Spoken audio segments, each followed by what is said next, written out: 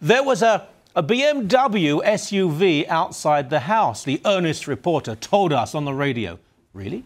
But surely the reason for urban shootings are poverty, lack of air conditioning, too few basketball courts, a history of oppression, slavery. Oh, whoops, scrap the last couple of references, because if we mention those too often, the stupid people out there to whom we lie on a pretty constant basis will realise that gun crime is so often the result of black gangsters fighting over drug turf, respect, or simply because they have nothing better to do.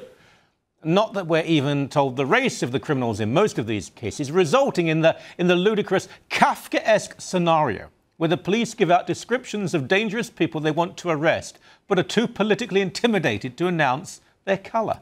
It's the racism of lowered expectations, in that white people know who the gangsters are because they do know what's going on, and black people know because they're so often the direct victims of these sociopathic cretins. It's a scene replicated internationally, and even if we ignore the American example, where frankly there is a history of discrimination and a multi-generational underclass, the problem is entirely obvious. In Britain, for example, there are specific black crime units in every major city, and not presumably because everybody is obsessed with catching Comrade Black. Many of the officers in these outfits are also black, and they might just know a little more about who the killers are than white politicians terrified of speaking truth to liberal power, or Sally social worker with a degree in gender studies, or Bobby Bolshevik who blames everything on anything other than the real causes. It's partly, forgive me, about premature ejaculation. Sometimes premature by decades. Teenage girls so desperate to be baby mamas that they will allow any passing thug to inject his bodily fluid into their desperate bodies. What's love got to do with it? Nothing. Forget love, it's hardly even about sex. It's self-esteem through maternity, while the man's self-esteem is defined by the very opposite. He is hardly on the scene at all, and she likes it that way.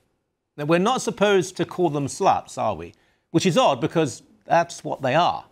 Sorry, but if you have several children by various fathers, and if those children are never given any sense of boundary or limitation, if the ostensible mothers party rather than work, and then if they're told by suburban whites that they're victims rather than perpetrators, it's no wonder we have what we have now.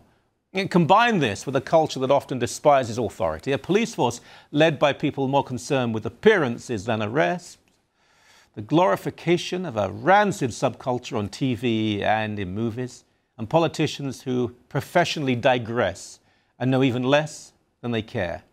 And we have disaster. There has always been ethnic crime, but civilians were not targeted, and fleshy profit triumphed over moral and personal anarchy.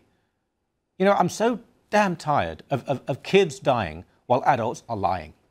A great man had a dream, but many others who followed him have made the world a nightmare.